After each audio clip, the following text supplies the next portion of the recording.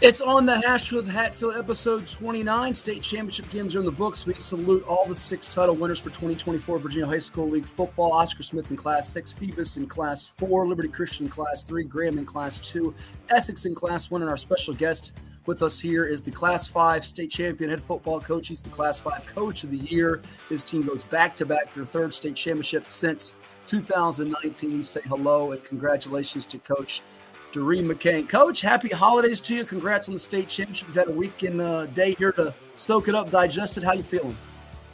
Feeling good, man. Thank you. I definitely appreciate it. Well, our pleasure, and appreciate you coming on the pod here. And folks that are watching with us on Cova Sports TV and all the different social media platforms, be it through Facebook, IG, Twitter, X, I don't even know if we're on Snapchat, TikTok, who knows what we're on, Apple, Spotify, and on VirginiaPreps.com. You're more than welcome to chime in and interact with us and send anything you have for me and for Coach McCain as we salute his Maury Commodores for an excellent state championship season. Take me what you've done here the last 8 days since winning the championship. You obviously have the bus ride home playing the first game, which may be easier on the nerves than the second game at JMU as we watched that second game go down to the wire with Oscar Smith and Madison. What you do when you win a state championship, sort of the inventory and what takes place. You have an all-state meeting. We'll touch on that. Those that got recognized, which will be scrolling across the ticker here in a little bit. Take me through the 8 days since the state championship game concluded. Oh, what's crazy is that it's the season ends, but there's still a lot to do in those amount of days, and you got to think that these past few years. I mean, we've played till we have a week left in school by the time we get back. So trying to, I guess, taking it step by step. Just when you win it, you want to be able to celebrate with the guys, the coaches, the kids, just for, all the time and work that's been put in. So that's obviously kind of first. I mean, you get the on-field celebration, but, in the locker room and everything else is kind of where all that real joy is, released, because, I mean, you got to be able to celebrate and do things in a certain way at the time and on the field. So, got on the bus, enjoyed the players, enjoyed my guys. We had our time to listen to music and get in our own little certain vibe and all of that type of stuff, and talk about stuff with the coaches on the way back. And just to be able to do it back to back, it kind of seemed like when we got on the bus, honestly, that we felt like we were just on it the year before. So everything kind of seems like a long process, but it seemed like it all happened so fast at the same time. So then you get to the next day and, you wake up later, you're not waking up to a game plan for the next team. So that's always a good thing.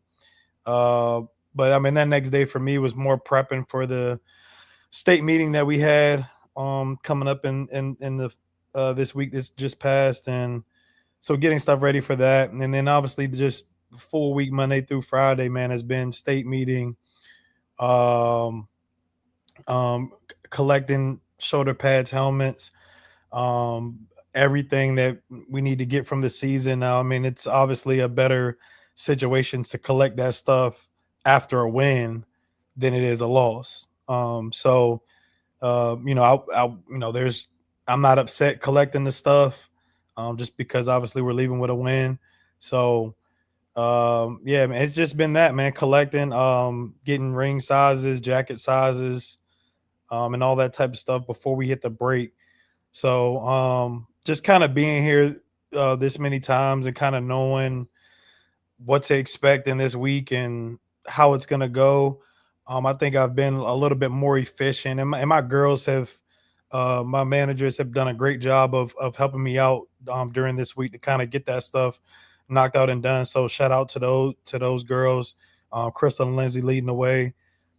So they've helped me a lot this week, stay ahead of the game and be more efficient. So I would say that it's gone a lot faster this week than weeks of the past, kind of stuff being brand new and all of that type of stuff. So I mean, it's been time consuming, but it's what comes with it. But like I said, it's been more efficient, so it's been fun. You mentioned it's been a blur just from last year to this year. You go back-to-back 30 consecutive wins now, and you've just wrapped up your 8th season as a head football coach, which makes not just you feel old, but me, having watched you and covered you as a player from your days at Maury High School. You then went on to Norview as an assistant coach. You were coaching with Delton Cotton, who was the head man for you when you played at Maury and after you played at Hampton University. But you take over for Chris Frazier, the late Chris Frazier, 2017, your first year 4-7, but you've done 8 seasons and you've won 3 state championships now. You've been in the title game 5 times in 8 years. And Maury, while they've had some ups and downs, and going back to years when Cadillac Harris was there and John Quinley, Bob Panenbacker was the AD at Lake Thurn, there's been some moments, but they've never ascended to this. Take me through what drove you when you became a head football coach, number one. And then the second part of that, when you win 1, win 2, and now you go for a back-to-back, a third title, what drove you going into this coming season for 2024? What drove you when you got there, your first job, first season, and then coming into this season? What drove me into just coaching in general, man. It kind of goes into that first question, what you're saying, but it's always what I wanted to do. Always what I want to do when I finish playing.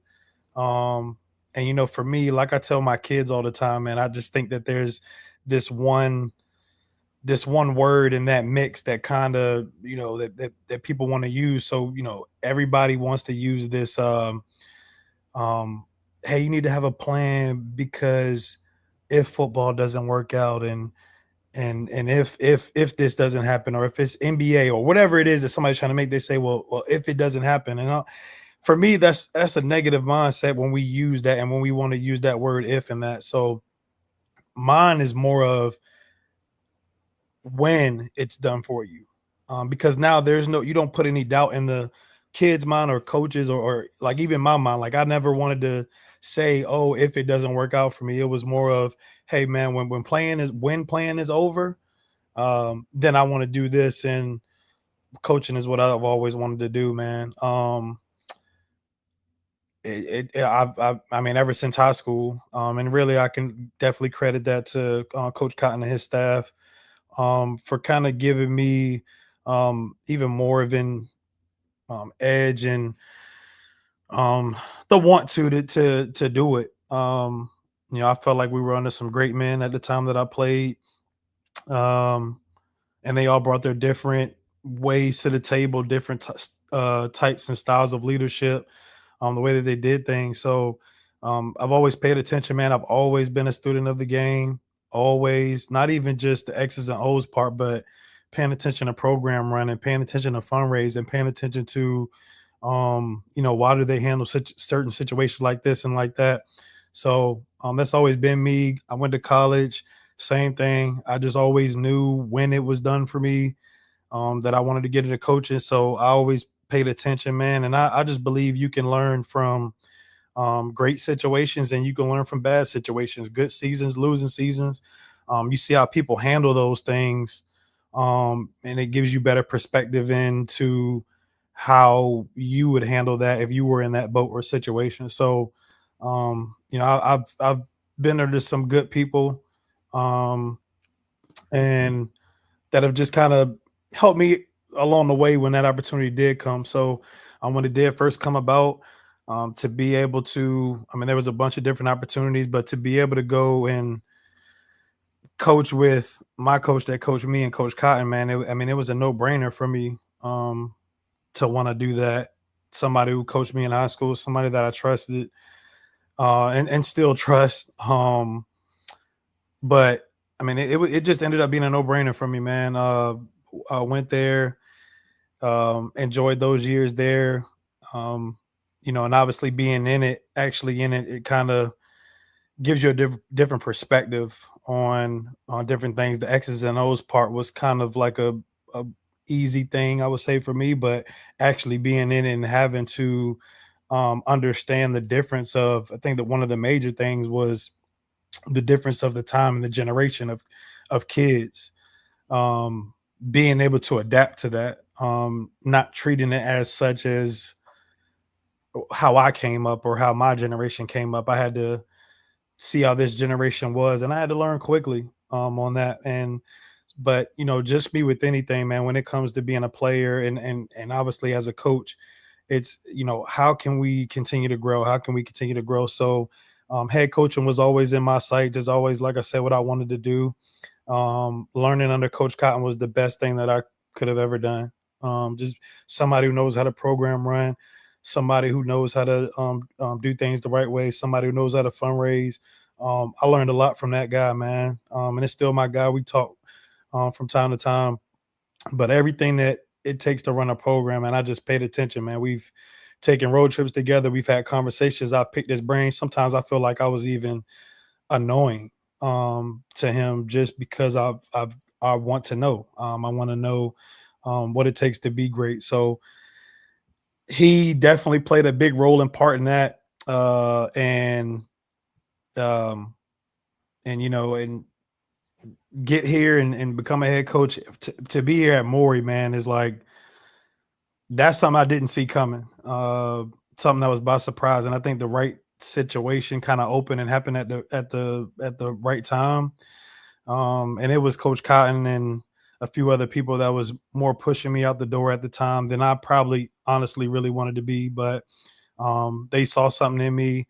I believed in myself also, but didn't quite know if I was actually ready for the opportunity. But I had support around me, man. My mom was always going to be my biggest believer, especially at the time. Coach Cotton had belief in me, and I had support, man. A lot of guys that I have on the staff right now, they were ready to back me if I was to take the opportunity. So that felt better, and that part of just head coaching, just to be here and doing that is stuff like that just doesn't happen. And to kind of get into the next question of you asking,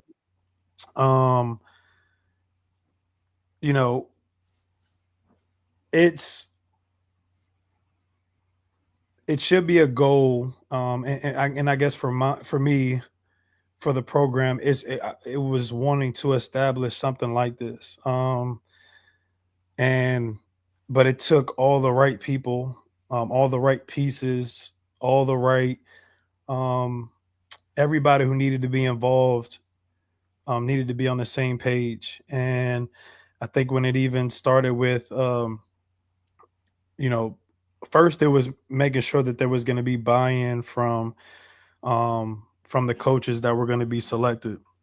I think that was a big major part. It was very strategic how it was put together, and those guys understood the vision. And I think that having conversations before we started this thing, I don't think guys quite understood what I meant by there would be accountability in the program. But we slowly worked through it, and guys understood what it meant by that, because it starts at the top. I got to hold myself accountable to whatever's going on, but the guys really, the coaches really bought into the vision of what we're trying to build here and what we're trying to do.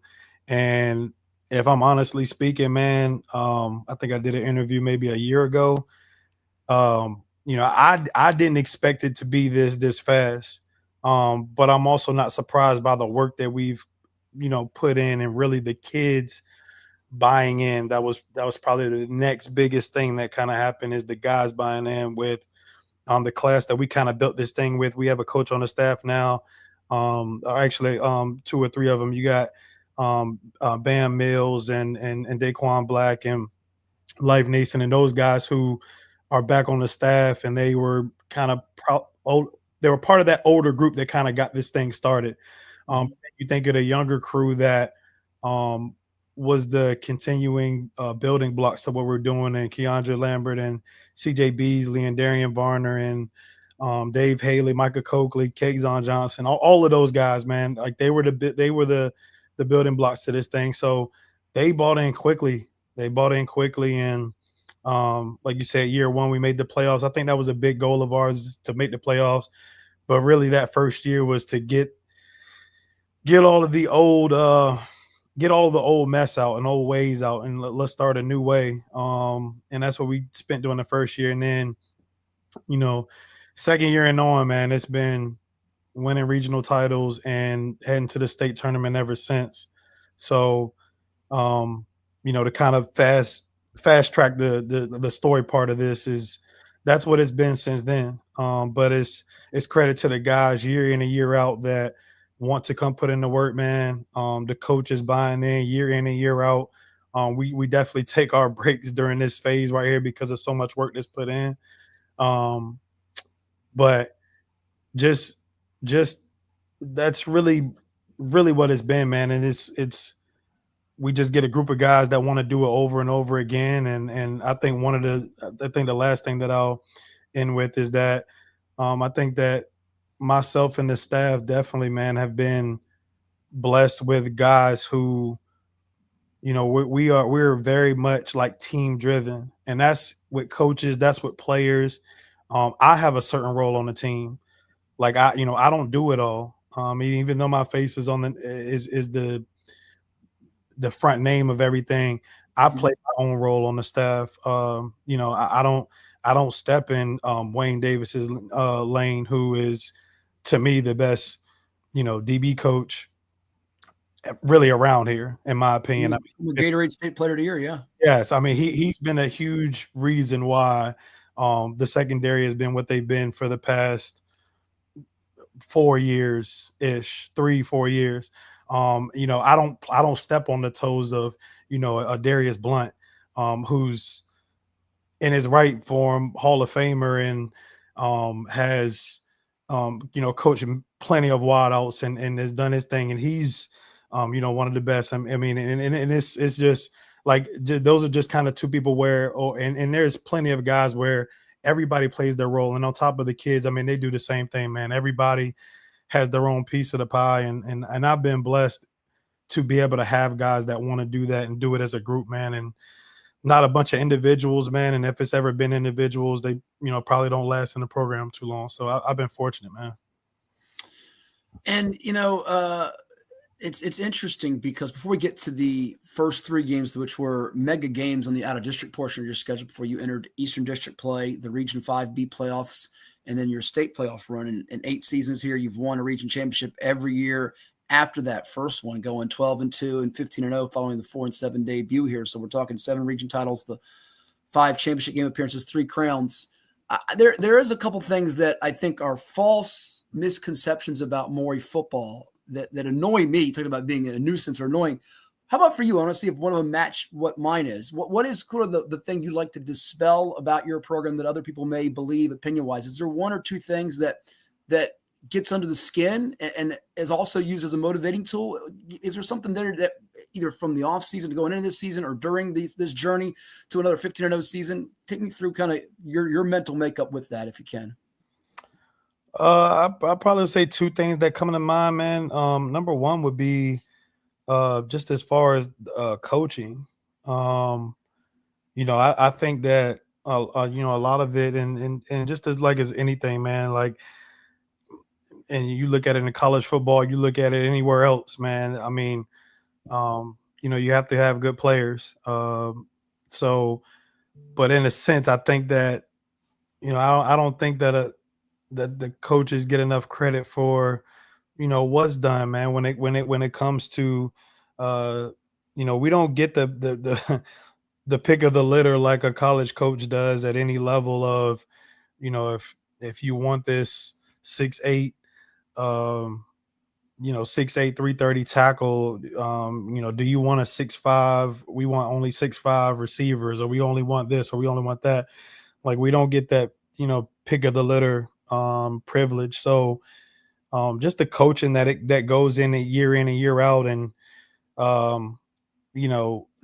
some people want to see us be the 2019 team with what we have. And some people want to see us be the 23 team. And some people want to see us be the 24 team and the 21 team. So it's like, we've done a good job of being able to understand what we have for this particular year or this team, and be able to put the best guys in position to make those plays, to put out the best product that we can do, and to make it back to where we got to make it at as far as the team go, but then set these guys up individually to be able to live out dreams of playing next level ball, whichever level it is, man. So I think that we've done a great job as a staff doing that. And I don't think that, it's more of, they have players, they have players.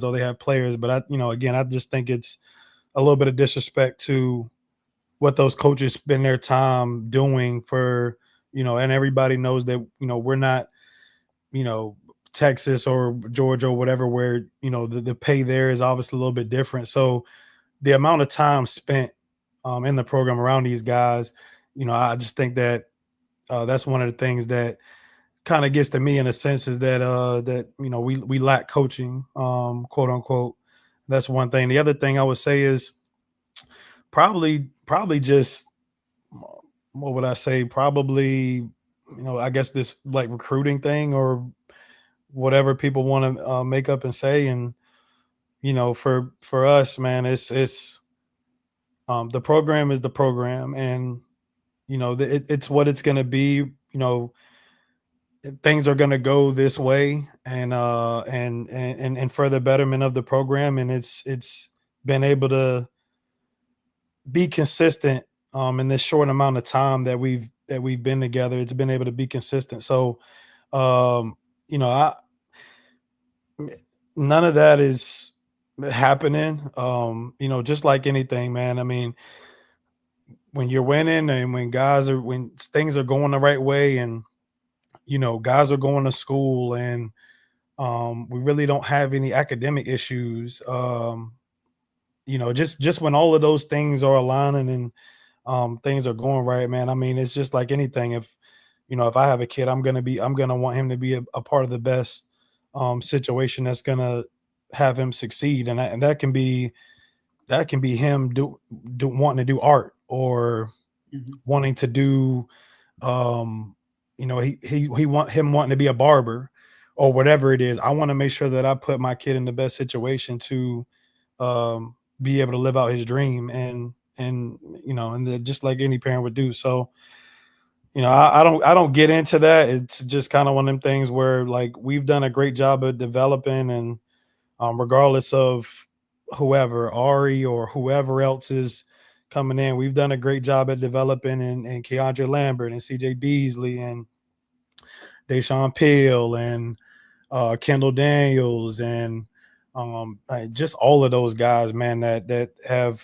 come through Devontae Floyd, Levante Bond. Like, there's so many names of guys who have benefited from being in the program. So we're just going to keep doing what we're doing, man. And the guys that want to be here, we're going to move forward. The guys that don't, we good luck to them too. Well, you just touched on it. And we live in a society now, Coach, where, I just saw a video this morning about LeBron James, who's arguably one of the greatest NBA players of all time. Whether you have him 1, 2, 3, 4, 5, whatever, he's among the greatest. And everybody picks apart anything LeBron does wrong ever since the decision thing. And this goes into anything in all walks of life, beyond pro, college, high school sports. And it feels like you hit on one of the two. I'll save the other one I have for you later on in this, is that there's this notion, and I think this is widespread with any team that wins in high school sports, that, oh, well, there's something wrong here. They've gotten players. And certainly I think you'd be hard-pressed to find any championship team nowadays where players there isn't at least one or two players somewhere that has come in. But if I'm not mistaken, you correct me if I'm wrong, I believe you lost as many players that left your program that were starters that transferred out as you brought in. The only two transfer starters I think you had, tell me if I'm wrong, were Damon McDaniel Jr. And Carlton C.J. Smith, the defensive player of the year, who originally was a 7.57 kid. Is that correct, by the way? Correct, yes. Okay.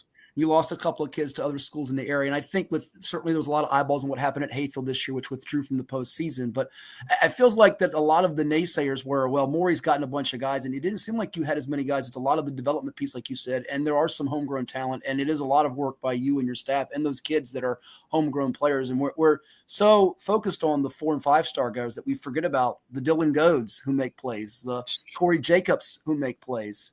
The guys that's the long snapper, the kicker, the one that's making 3 or 4 special teams tackle that aren't the ones going to Clemson or South Carolina or Indiana, and how those guys that are going to those places, how they got to that, because it didn't just, they woke up out of bed and, sometimes there's some genetic freaks that are 6'6", 230, but there's a lot that goes into getting to those places. Yeah, man. You hit one of the major points, and I talked about it, those guys, and you named two major guys, man. Dylan, Corey, Leslie, who I don't think gets mentioned enough. Giovanni Hughes, Cam Simmons, um, Javon Wynn. I can go down the list of guys in that in there, man, and those are guys that really do a lot of work, doing different things. I mean, and I mean, I can name a bunch of different things, man. Leadership, like you said, long snapping, playing this position or doing this because it's gonna help this situation or that situation, or somebody goes down and we need you to step up here and now move here. And those guys are the absolute glue to what's been going on. And if you think about it, man, like a lot of those names that I named, those were guys that have been a part of a bunch of state championships. They've been a part of a state championship every year they've been here. So, their experience alone, and just like I said, just sticking here, staying it out, going through the program. I just like those guys a lot of those guys are going to get opportunities to play next level ball. But even outside of that, man, just the leadership skills, the teamwork skills that those guys learn, man, the hard work, the brotherhood, time management, all of those things that those guys learn to be able to move forward with, whatever it is that those guys do, man, for those guys to be able to stick it out. You just know that those guys are going to be good in the real world. They're going to be good men. They're going to be successful men. Just being able to survive and go through the program and do it the right way. So, those are guys that outside of football that I know that are going to be great young men in life. And I can't wait to see how their life plays out. I don't know what the future holds for them as far as when football is over and not if. When it is, I know that those guys will figure it out. And I just hope that they take things that they learn from the program, man, and apply it in their life as men. We're taking all your questions out there on Cova Sports TV on YouTube, as well as IG, Facebook, Twitter, X. Hit us up, Hatfield Sports for me. If you've got a comment or question for Coach McCain, you can drop it here. From GPaul62 on Instagram, he says, congrats, Coach McCain. Did losing on the final play of the state championship to Stonebridge make you a better coach, cause more focus as a program? Well, I know it certainly was very dejecting, disappointing to have it come down like that when Jacob Thomas found Zeke Wimbush at the end of that 2022 title game at ODU. What did that do for you as a coach? For me personally, man, it was the instant feeling was kind of more the thing that got me, man, and watching them celebrate and all that. It like that whole the moment it happened in the celebration, which was probably about let's say give or take 20 minutes, 25 minutes. That's all the motivation that was needed in that time, man, was how it played out, how it happened, watching them celebrate. And I'll just say this as a side note, them celebrating after winning that game is everything that they were supposed to do. There's no issue from my or the program's end of them doing that. The way they won and how they won, they should be out there celebrating, man. So, that whole 20-25 minute situation was motivation to, never really want to feel that feeling again. And I think that, and that's just my own feelings that I'm going to speak on me, but more of the program and the team. I think that all of us as a whole, I think we all learn from any games that we have lost in these past few years. We've definitely learned a lot in those games that we have lost. And I think that each time, I mean, if you go back and look at the track record of losses that we've taken over the past years, from, I'm not going to count 17 the first year, but 18 and on, just look at the bounce back after those losses and how those next years played out, or how those next games in those years played out. every loss that we've taken, man, we've learned so much from. And it's made us, I don't want to say lock in more as a staff, because I don't ever think that we were ever comfortable. It just made us better. There's never been an excuse from anybody, myself starting with me, and then going through the staff and the players. There's never been an excuse for any loss. So we're not going to make an excuse for the Stonebridge loss. We're not going to make an excuse for the Highland Springs loss the year after, or any other loss that we've taken, man. There's never been an excuse. We just need to find a way to get better, be better, and make sure that we continue to get back to those games. And ultimately, it's about finishing. And good thing for us is we learned from the Stonebridge loss, in the Highland Springs loss, and we came back and won 2 straight, and went undefeated doing it. So, that's learning in itself. But again, no excuses were made. We just had to get back to work, man, put our head down and get to work. And hopefully we taught our kids on that, man. No excuses, and let's go back and work, and let's get it. And I think that they've taken on the challenge. So that's what I say that we've learned from that loss and any loss that we've pretty much taken. Yeah, not too shabby the way you have responded from that with the 85-15. I think overall record is something of that nature in 100 games here. Take me through those first 3 games. You beat Wise at home, tough battle to the end, 20-14. It was one of only 2 games, I think, decided by single digits for you all year. Go to Highland Springs, win 38-7, Dinwiddie 47-7. It's 2 years in a row you've taken down those 3 teams to start the season. 2 out of 3 at home this year, 2 out of 3 on the road last year. You get through those. It feels like those are championship level games to start things, and you head into Eastern District play. How did you feel at that point? It's just 20% of the way through your journey. You still have 80% more to go.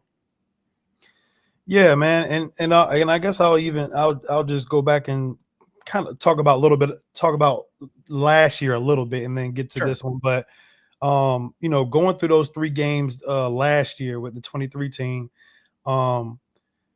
we obviously prepping and get ready for those games. Obviously prepping to win, and to get through those games 3-0, man. It put us in a note of kind of going back to the question that the person just posted and asked.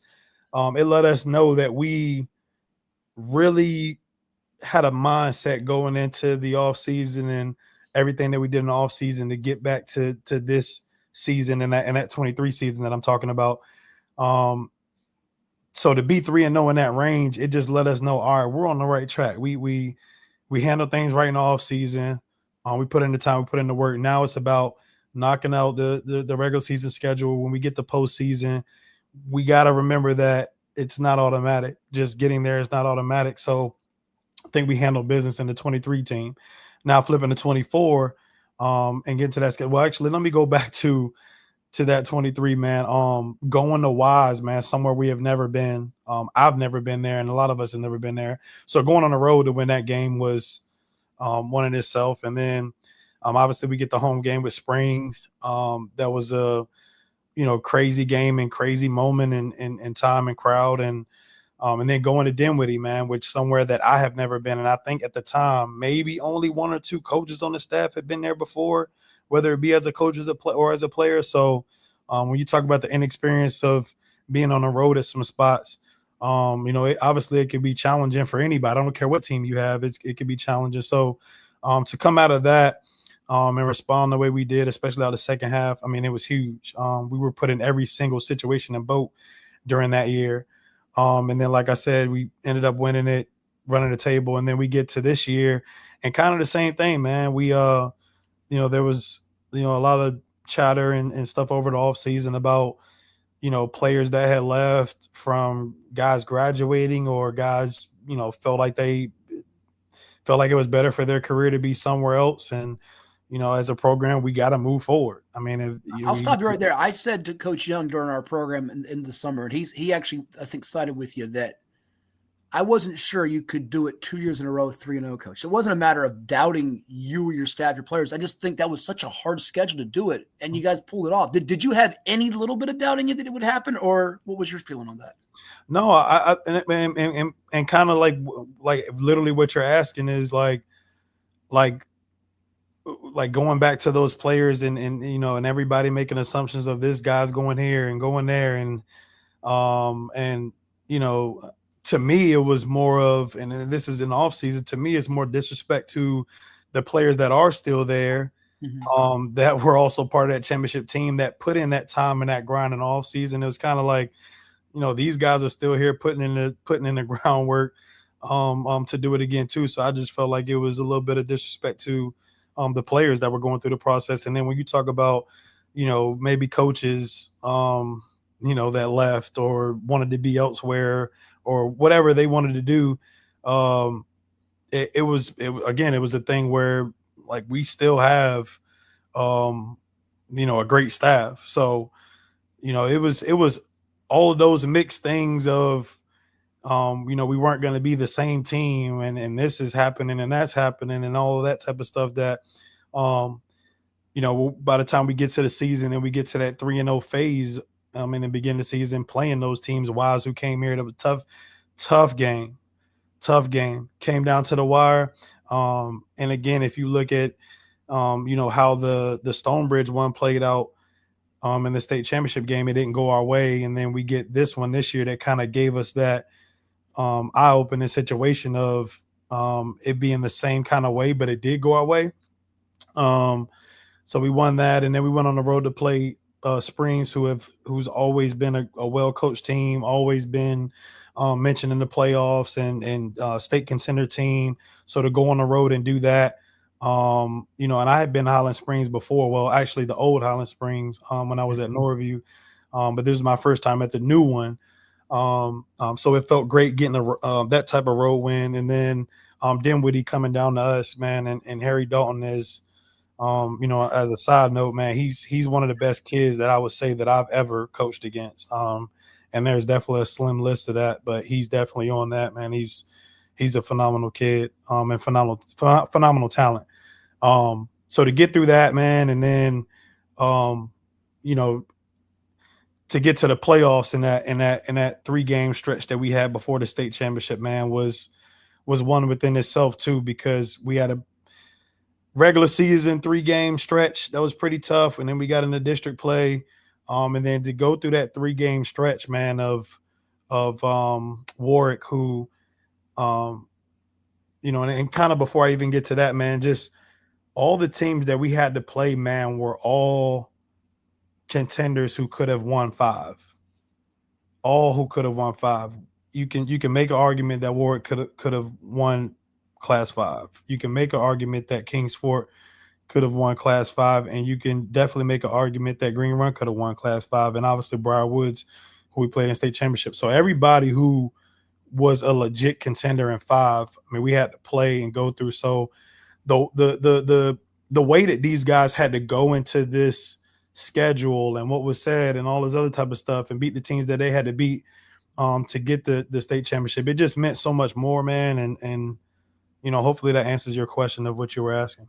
No, it does. So let me ask it to you this way now. And another question that follows up with that region that you went through, which was a gauntlet in Class 5 and a lot of really good teams. You guys have been the king of that now, winning back-to-back. But I don't think maybe the common person outside, even the 757, or they've followed the Warwicks, the Kings Forks, the Green Runs, know how good those teams are.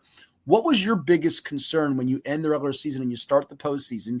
You take down Woodside 57-0 after beating a rival, by the way, now I guess you could say in Norfolk to some, in Granby, who you beat pretty easily by 55-0 margin, not knocking the comments. They had a really good year, no doubt about it. But there's a lot of buzz for that game. So you had the antenna up because it's city bragging rights, sort of like there was when you guys played Lake Taylor. But you go into the playoffs. What's your biggest concern? You take care of business the way you did against Granby. Did that kind of reassure you in some way going in about your group? I mean, if you had any questions, what was your biggest concern going into the playoffs as you ended the season?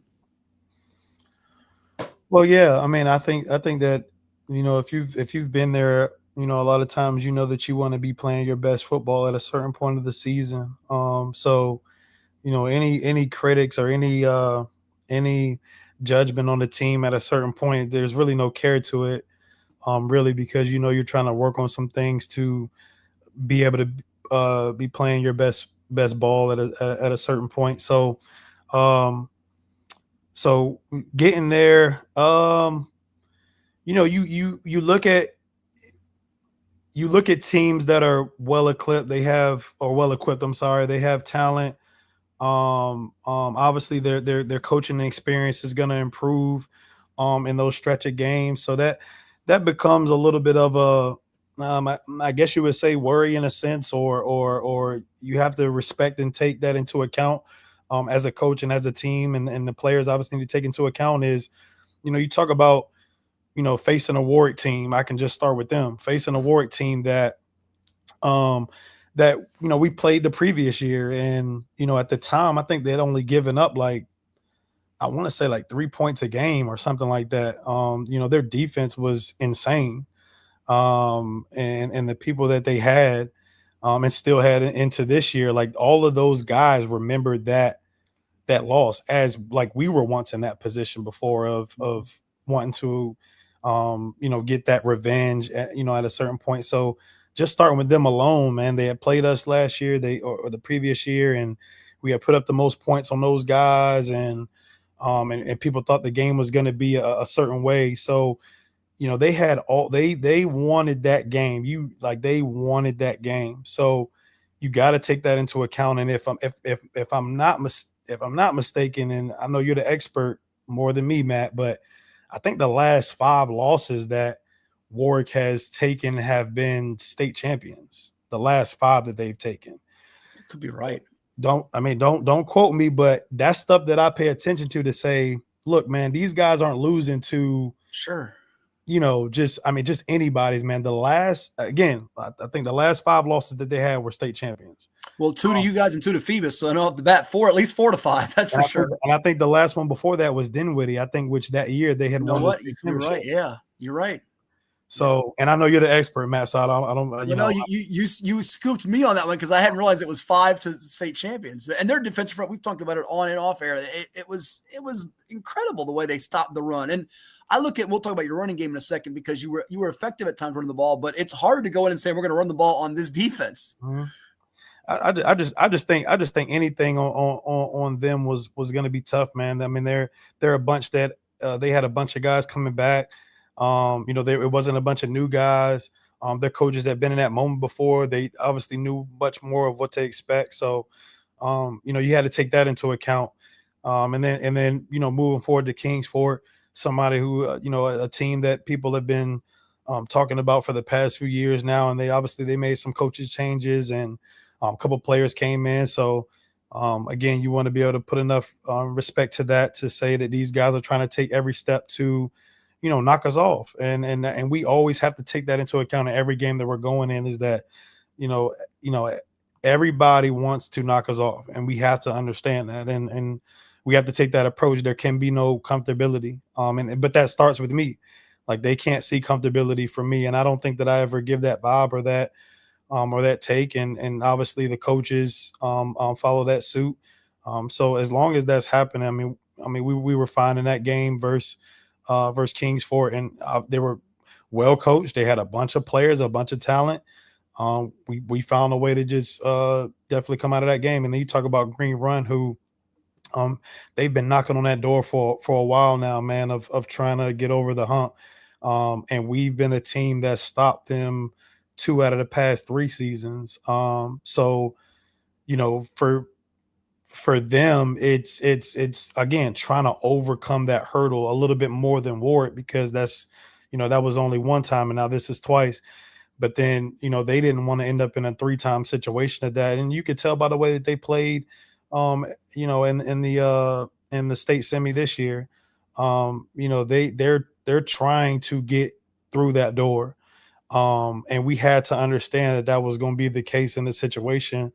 And shout out to those guys. They came to play, and we had to be the best team on that Saturday that we played those guys. So, just taking all of that into account, man, it's like the teams that we were playing, we knew not only were we going to get their best shot, like you mentioned the Granby game, like we knew that we were going to get their best shot, but they're still trying to build what they're doing over there at Granby. So, it's going to take time. But you look at a Warwick who's kind of already right there in a sense, but trying to get over that hurdle. You look at a Kingsport who already has what they having the pieces and being in those moments a little bit.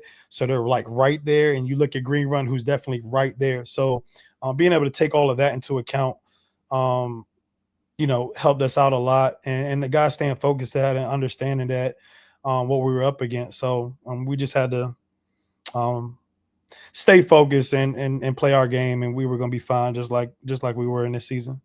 Yeah, I'm glad you mentioned it. Green Run deserves a lot of credit for keeping that game close with you guys and having a chance in the closing minutes. I don't know what it is about you guys and them and having unfortunate injuries. A couple years back, Kendall Daniels got hurt, Peyton Jones. This year, Ari Watford goes down. I think that affected it. But one of the things that bugs me, I think, and again, it's you give Green Run props, like you said, but I think people expect, because of the dominant numbers you put up, and people will see some of these numbers scrolling across your ticker, like your quarterback and Autori Newkirk, and some of these receivers and defensive standouts like your Watfords and your C.J. Smiths, who's going to Maryland as State Defensive Player of the Year, and the Leslie Hines getting all the sacks, and other guys making plays, that you should just win every game. You roll it out there, it's 42-0, piece of cake. They forget that in 2019 you had a battle with Verona in the state semifinals. I think people don't realize that there's always one or two games. I go back to other teams that have won championships, like an Oscar Smith when they had Philip Sims and Perry Jones in 2008. They got a battle with Oakton in the semis. There's teams that during these, and we'll get to where your team may stand among some of the all-time teams in 7-5-7 history and Virginia high school football history in the last 20, 25 years or so here. But there's always usually a game or two or a moment or two where it could go the other way, or it's hanging up in the balance, if you will. Did you get that sense at any point during the game with Green Run that it would be, that we're in for buckle a seatbelt, this could be a bumpy ride to the fourth quarter finish? Did it all make kind of the antenna go up for everybody on the sideline, yourself included? Honestly, I think that before those games, I think that you prepare to win a game by, people look at our scores and all that type of stuff. We prepare to win the game by 30 points, or whatever it could be. But, also a sense of knowing that, there's still a plan, and knowing that, it could end up in this way where we have to get in the back and forth, or we have to figure out how to close the game or finish out the game. And again, being in these games and moments over these past few years, that there's going to be one or two games like that a year, and especially in the playoffs. At one point in time, man, the 2019 that we had was, at the time, that they were the best team that Maury has ever seen. That was the conversation at that time, man. I mean, having the guys that we had, and even they saw it in that time, and then the 23 team rolls around, and now that's the best team that Maury has ever had or has been in this era. And again, they saw their, adversity in different moments in time. And now this 24 team, who I felt like nobody, for the most part, gave more of a chance out of the 19 and 23 team. I think that there was more of expectation for the 19 and 23 more than there was for this one. And in the style and fashion that they did it, regardless, they were going to see their bit of adversity also. So, when you've been there, that there's going to be some of those games, for the people and the fans that, get spoiled by that.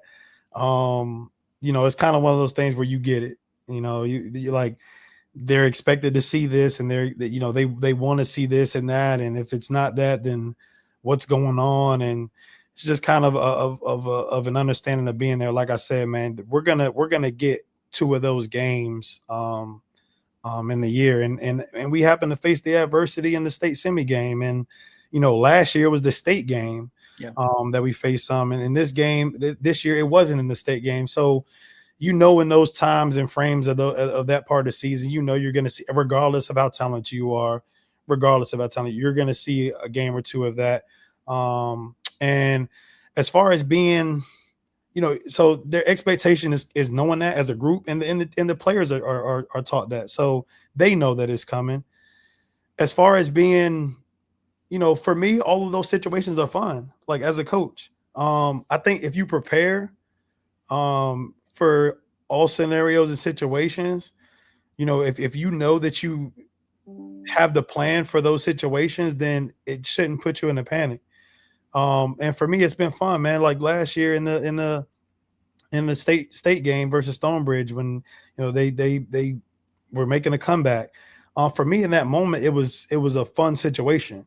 Is it because it's a challenge at that point? It's no longer boredom, it's a challenge. Yeah. Well, and I wouldn't call being up by 30 or 40 boredom, Right. because there's always some ways of form of fashion that you can try to like figure out something, but Sure. it lets you find out more about your guys. You found out more about your coaches. You found out more about your players, like, who's in panic mode, who do I need to go let them know it's all right to, or like just kind of like that refocus of, hey guys, like stay easy. So those moments are fun, man. It's I mean, and I don't know, maybe something's wrong with me, man, but I think that those moments and situations of adversity are just fun. And even in the Green Run game, there was never a doubt or being worried. That situation was all fun. I mean, we got to get a stop, and hey, if they do score, then hey, like I've been in those situations of having to come up with the last minute touchdown, whether it been as a player in my time, or whether it been as a coach when I was coaching at Norview, and DJ Mack led us down to a game winning drive versus actually the same team, Hampton.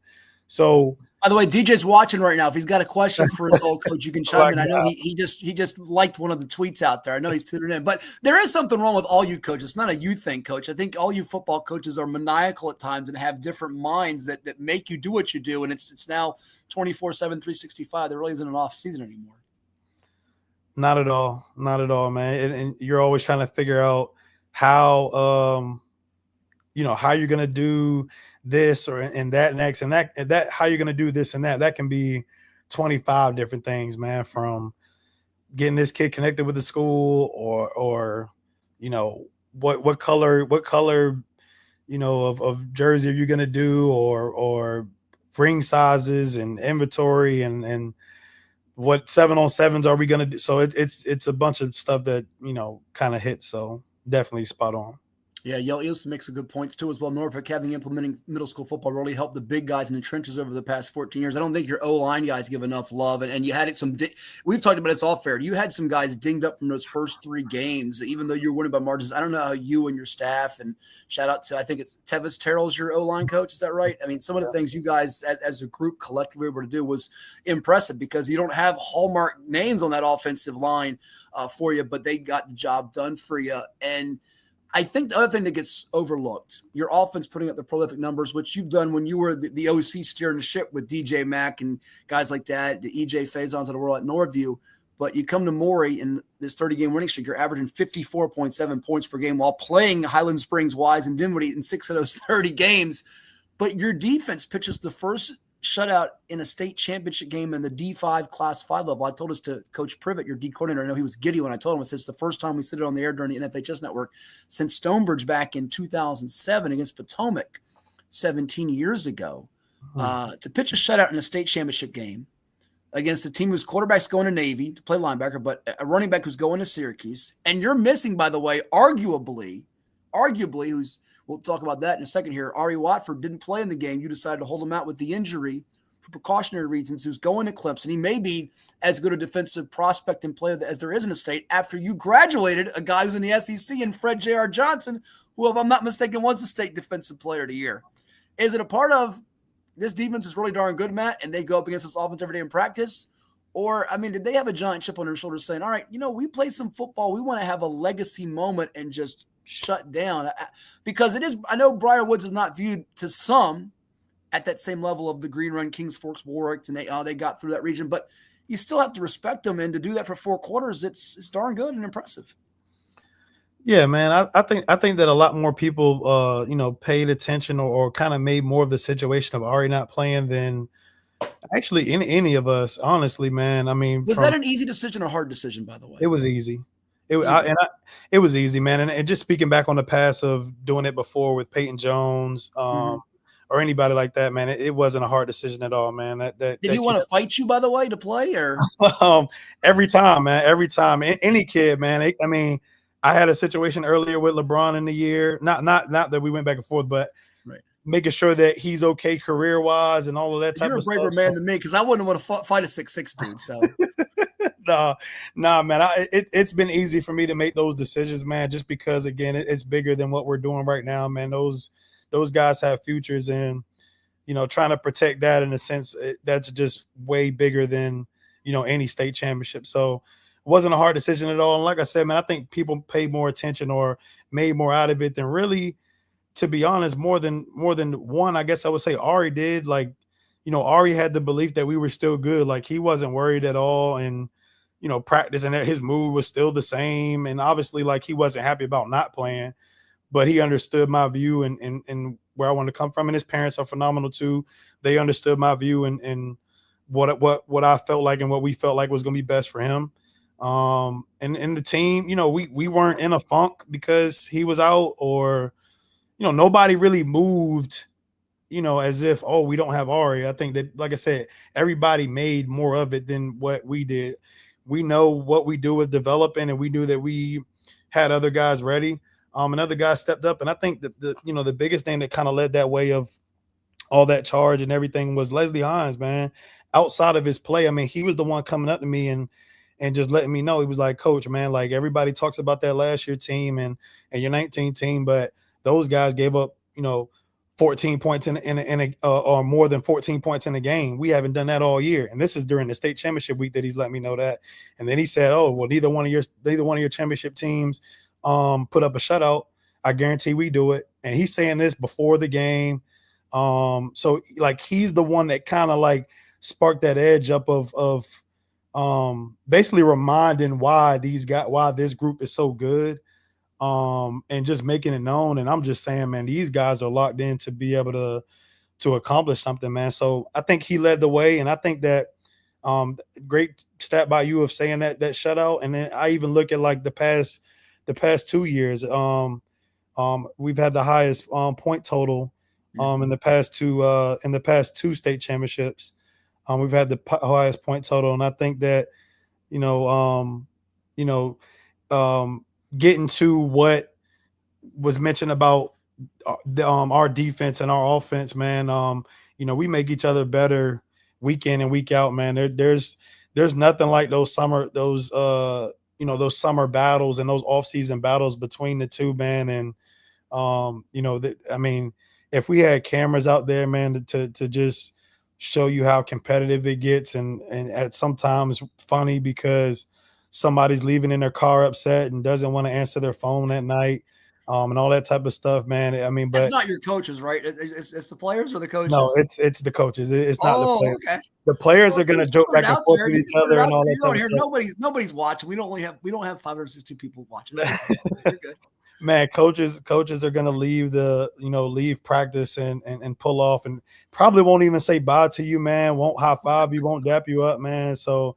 But one of the good things, man, with that is as competitive and as bad as it can be at the end of a practice of a guy pulling off or not answering the phone, man, by the time we get back up in the next morning, man, and get back to practice, it's all good and we're back to normal. Like there's never any feelings carrying over and all that type of stuff, man. So very healthy competition. The players feed into that, man. They know when it's competition time. But again, it starts with us as coaches being able to set that. And I think we do a good job, man. As we wind it down here, we thank you so much for coming on. We're also do at the very end, take your pick. I've got 6 burning questions that you got to take your pick at. I was thinking about this before we signed on here. And again, if you got a question or comment for Coach McCain, you got a few minutes to hop in here with it through our IG, Virginia Preps, Twitter, Facebook, X. You got a chance to hop in here if you want to.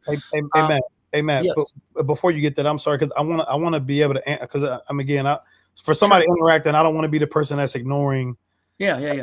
I know you touched on it, but if you give me about 20 seconds or so. But yep. The guy who chimed in about the middle school football and the bigs, yes, that's huge, man. That's huge. I think that's made a difference in that position group alone, man. Just because, like with the skills, you got 7-on-7, you have all of these different avenues and stuff for the skill guys. So it's played a major role in the guys up front, man. And I couldn't agree with you more with that comment. I'm not sure who left that comment, but I couldn't agree with you more.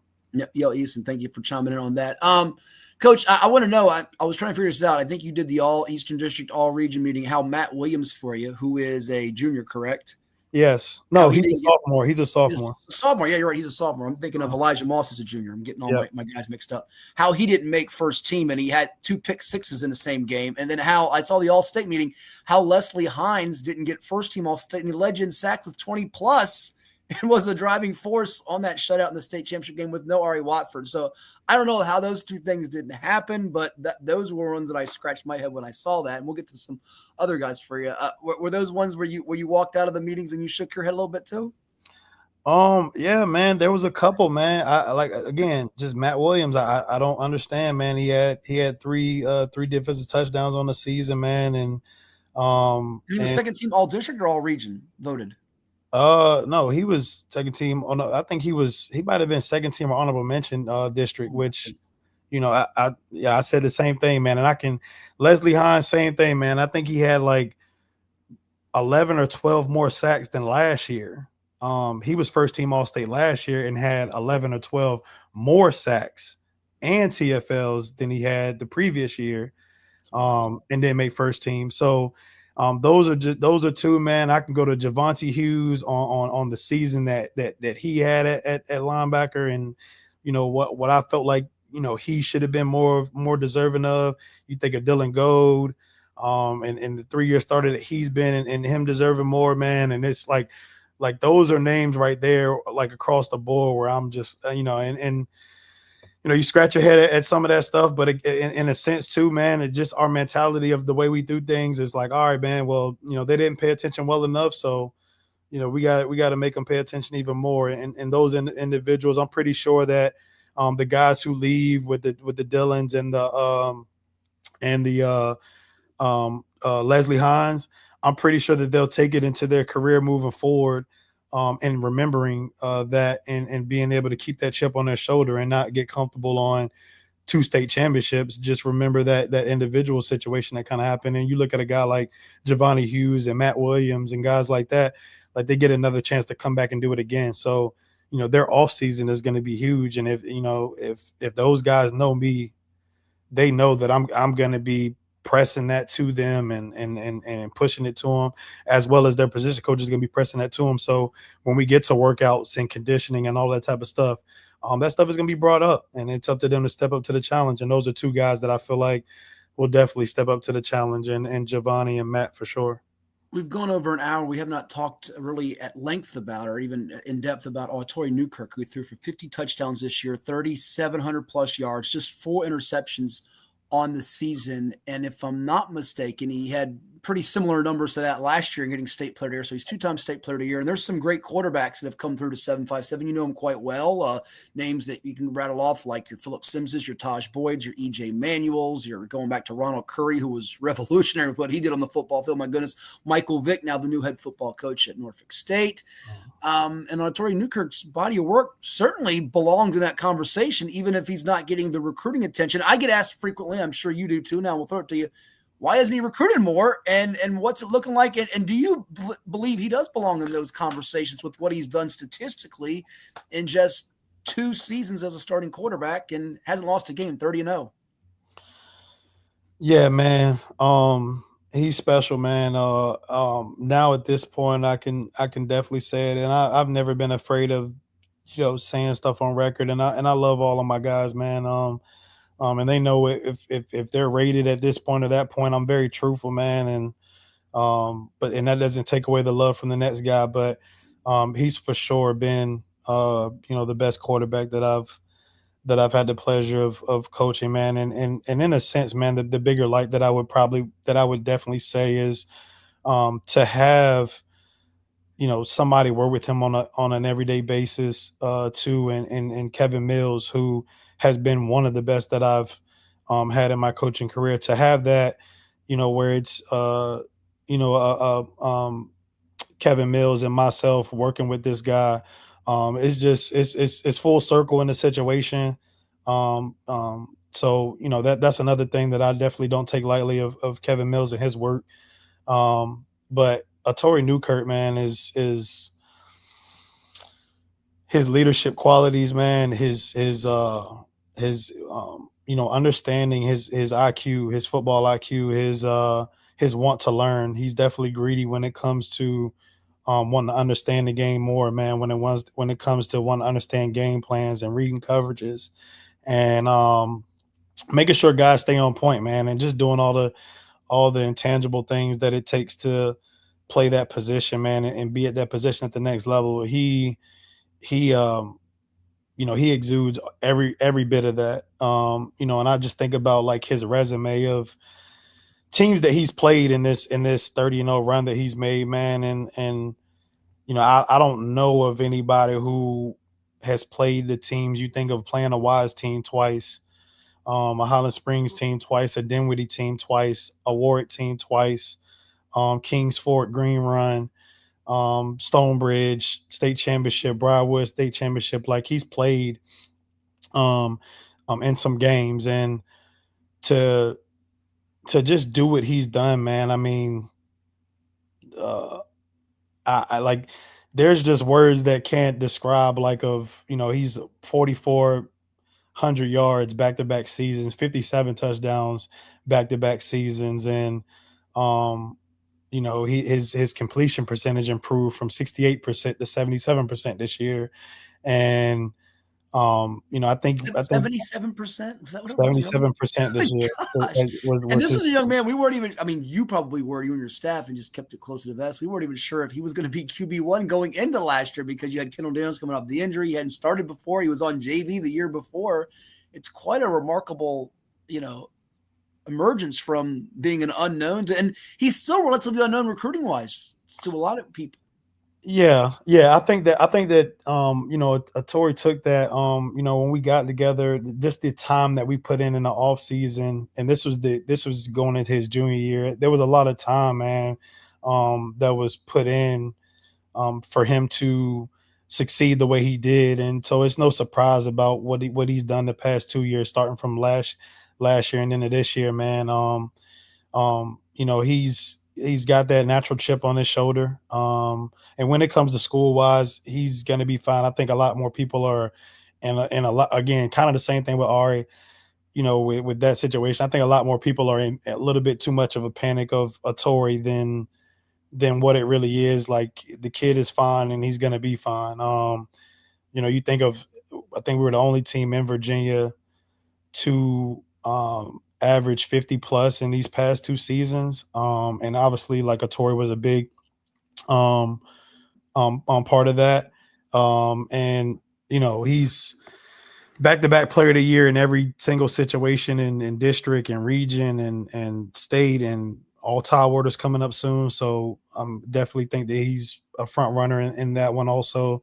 But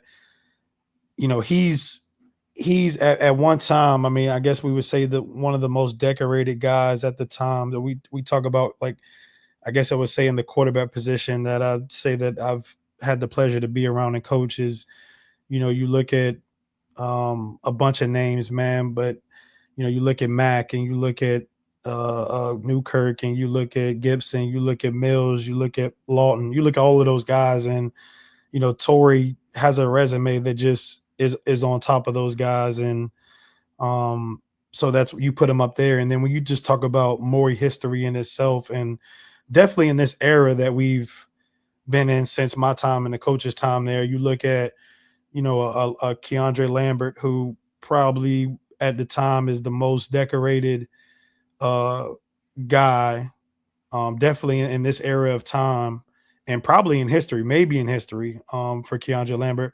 And then you look at Tory Newkirk, who comes, a couple years later and has a resume that's probably the best to leave with what he's done. I mean, nobody's ever been able to pull off a back-to-back, and for him to do it 30-0 and back-to-back player of the year in all of those situations, and for the amount of people that speak well of him outside of the program, it just speaks volumes. So the kid is a legend. Again, if I'm being biased, I'm rating him top 3 or the 5 that's ever played around here based on resume. But that's just me because I love the kid and I know what he brings to the table. That quarterback position? Yeah, at the quarterback position. You said top 3? not player, I would definitely say top 3 to 5. Who would you have in your if you did a 3 or 5? Will I put your feet to the fire on this? Oh man, well, and if this is include names that I've heard from back in time, man, like I've heard the, I'm not going to make you go to the 1960s and 70s and bring in guys like Buster O'Brien from Princess Anne. Okay, I'm just no. And I guess I would say like my time of knowing or what people talk about mostly is you hear the Ronald Currys, you hear the Aaron Sparrows. Yeah, like those are people that I didn't see play, but you hear them a lot. Sure. Obviously you have the Philip Sims and what he did at Oscar Smith. And then there becomes, I guess you could say Tyrod Taylor could be up in there too. And I might be missing some names. So there's no disrespect to anybody who feels like that somebody should be here or there. Like I'm not in it for the disrespect.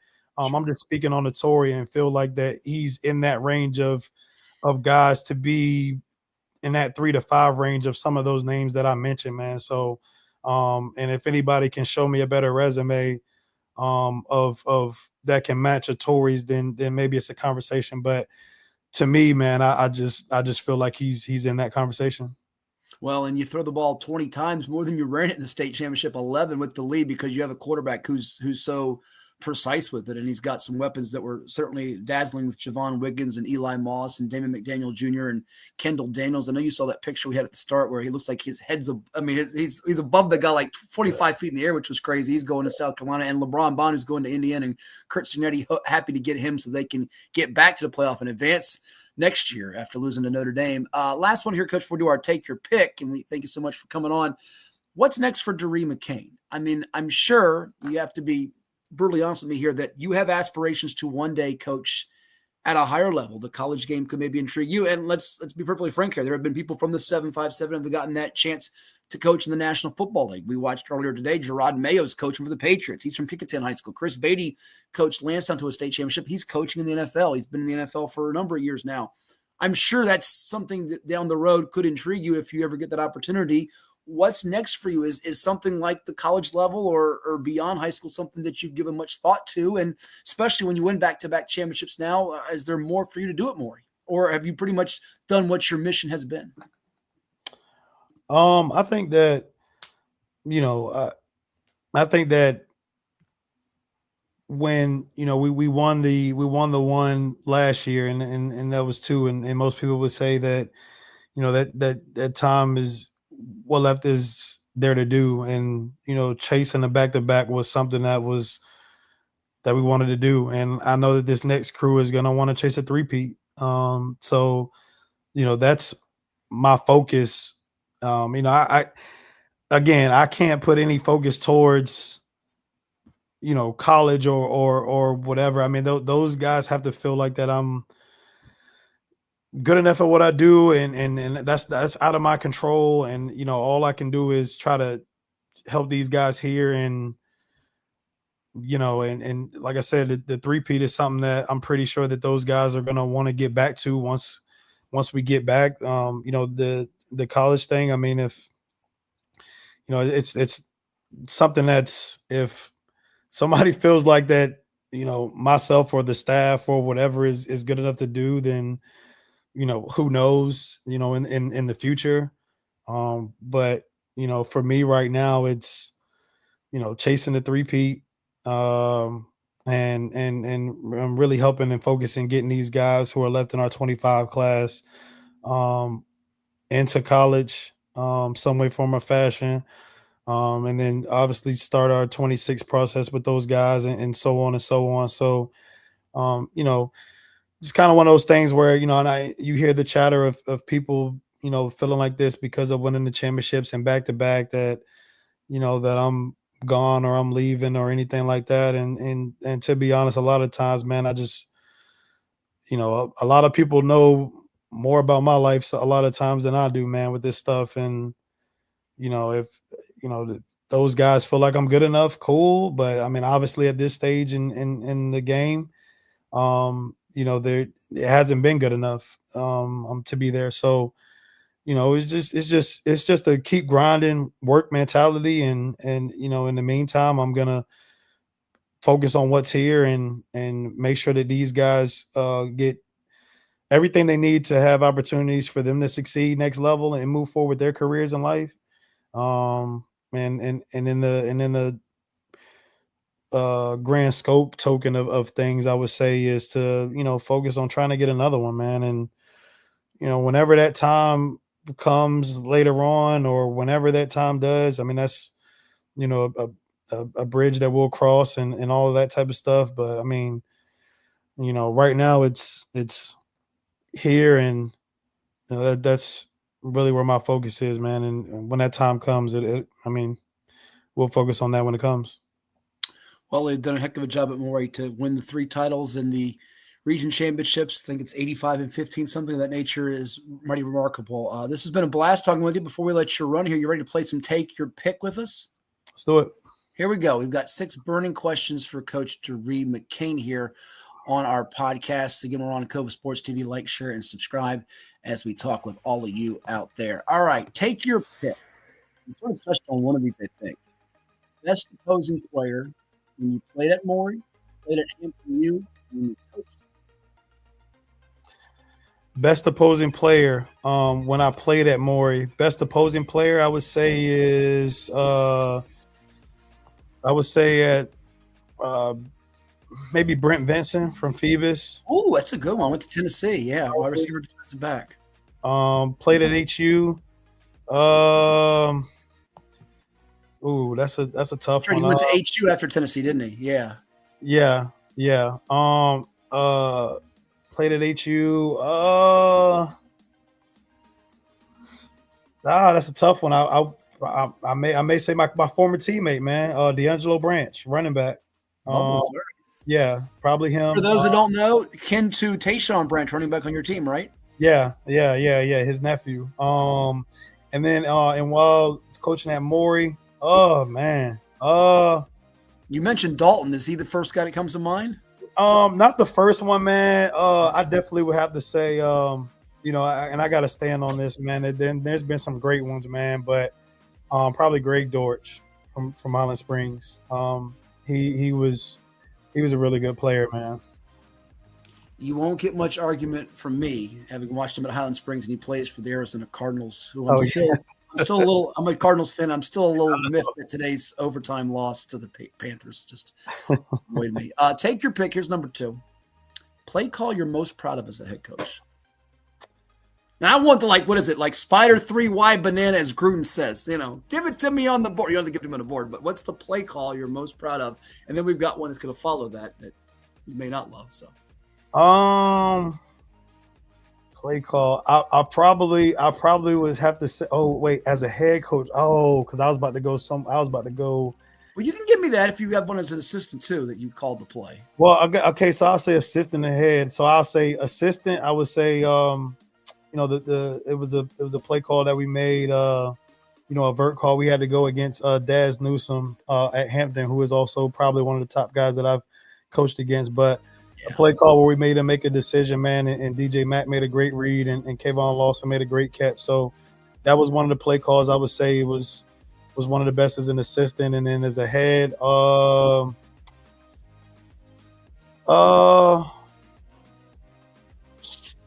probably calling the victory formation against Stonebridge last year. In the state championship. That's probably my best play call as a head coach, was being able to call victory formation against Stonebridge. Yeah, I'm sure that meant a lot from a personal standpoint. What's the play call you'd want back and why? Yeah, I'm told you I just burning. I'm sitting here with these. Yeah. I have one. I have one that definitely sticks with me, man, and it's crazy because I think Coach Privet was in this situation too before, and I had to, let him know. But it was against Salem, man, and it was actually the year that we started the run. I think it was in 2018 when we played Salem at Salem. I think that was to get to the regional championship. And I made a call, man, that it was a 4th down situation, and we had 2 calls that were the same thing. One of them was an offensive call, and one of them was a special teams call. And and I completely made the wrong call, man. It was a 4th down situation that we didn't need to go for. We needed to punt, and we didn't punt because I made that call. And if I can have that play back, man, and we ended up winning the game. We ended up getting the game. Yeah. Okay. But I think that would have tore me apart to know if we would have lost that game. So that's one that I would definitely like to have back, man. And any coaches that see this later or see this now, man, they know exactly what I'm talking about. Okay. Our next one, we do have a couple more questions that have come in through social media before we let you run to as well. Team you haven't faced yet as a head coach you'd like to play, which might go into one of the social media questions we just got as well. Team you haven't faced. This can be anywhere in the whole wide world. It can be a local team. It could be a state team. It could be someone outside Virginia. Who's a team, if I could give it to you right now, you can play them anywhere, anytime, who would it be? Really new experiences, man. It's hard to say like one team. It's more of, what can we experience? Like, we were able to kind of get like New Bern, who was out of state. Mm-hmm. I think we were able to get Wise. So it's like, like what else is out there? And this is a new cycle coming up for the schedule, correct? You haven't filled those games. You had those filled, or So that's in the works right now, but. It's more of like kind of new experiences. I wouldn't say like state of Virginia wise like that, it's as far as like intriguing, like, yes, it's good and I get for the state, but like just new experiences, man. Like, everything that we've done, like as a staff, and I guess it kind of goes to this question, everything that we've done is trying to been given an experience that hasn't been done, one, like school wise in school history, but also like, the city itself and the community, like being able to experience something new. So I think that's kind of, to answer that question, it's trying to expand and do something new. And I think that's what we're trying to do in the program. So not necessarily a certain team. It's more of the situation of trying to experience something out of what everybody knows. I see Deep Creek Football on IG's watch. I think that's Coach Twine. He's giving you props for the trick play versus green run. I think that was the first playoff encounter that you guys had back in 2020, was it, or 2021? 2021. I know what he's talking about. That was a pretty slick play. I thought you might go with that one because to me that one stood out to me a lot. That one, you had people in the press box doing the ooh and ah on that one. Yeah. So I mean, and again, maybe like, and I'm glad that he brought that up. Shout out to Coach Twine. I'm glad he brought that up. It's probably going to take people have to like say some plays just because there's been so many and I might forget about it. And that play, it wasn't even meant to be as big as it was. It's kind of one of them things where it kind of happened bigger than what it was. And actually, to be honest, it was more of a bigger thing to the coaches in practice because a lot of them had no clue about the play. So your entire staff didn't know the play. It was just some of your staff and kids. Wow. Yeah. You kept that one close to the vest. Okay. Yeah. We got two more, and we got, I think, one or two more social medias. People are hopping on after. I guess the NFL game must be bad right now. They're hopping on. Here we go. I haven't even looked at the Bucks Cowboys. If Dyrri McCain wasn't the head football coach at Maury, his occupation would be what? You weren't coaching football. What would you be doing? Well, are we saying, because you said head coach? Yeah, you can take it as that. You can be. Well, if we're saying head football coach, I'd probably be an assistant somewhere. Okay. All right, but if we're talking about just not football at all, I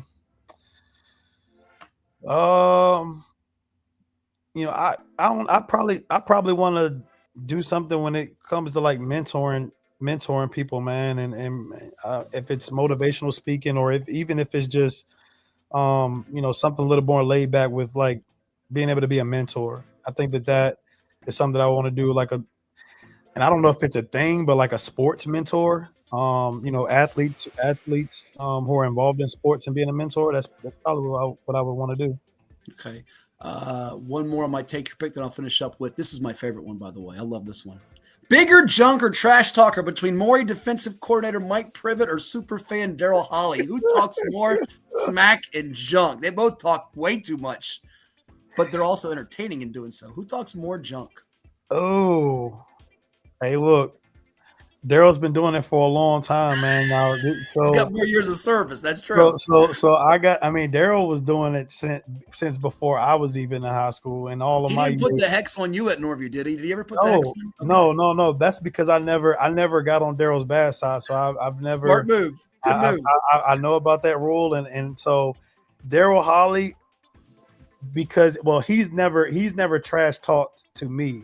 I've never experienced it, and even when I was on the other side and not on this sideline, I never got that. So the bigger one to everybody and the bigger crown, I think we go to Daryl Holly. But myself and Priv have had our battles of trash talking. So the biggest trash talker to me, like to actual like coming at me, has been Mike Privet. So to me, Mike Privet, but to the grand scope, Daryl Holly for sure. Daryl, there you go. You went with Daryl. That's a good, wise move. Listen, my cohort on Saturday, Coach Young, who used to coach Northview basketball years ago, he actually at recent summer league a couple of years back actually bribed Daryl with a soda and $5 to root for his team. And I think he came back to him the next game and wanted another $5 and another soda. He's like, no, this is all the time. We're not playing more. And Daryl still wanted the $5 and soda. The two more questions we got for you. For some reason, I can't get the IG comments up here, but we appreciate them all. Yale Easton wanted to know, have you thought about playing a nationally ranked team? Y'all deserve that ESPN game, he says. I'm sure you'd be open to that, wouldn't you? Yeah. I mean, if the situation fits for us and everything works, I mean, yeah.